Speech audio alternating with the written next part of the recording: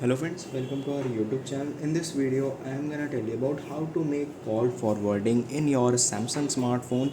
Before watching this video, if you have not subscribed to our YouTube channel, then subscribe to it and like our video.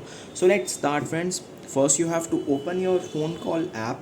Now you have to click on this keypad. Here it is, the settings. Tap on the settings and now you have to enable that call forwarding. For that you have to go to other call setting. You can find this if it is there. Let's see call background, and you can see there it is not showing any call forwarding. So friends, you can't forward a call. You can see there is no forwarding settings. I hope you like this video. If you like this video, then subscribe to our YouTube channel for more helpful tips and tricks videos. See you next time.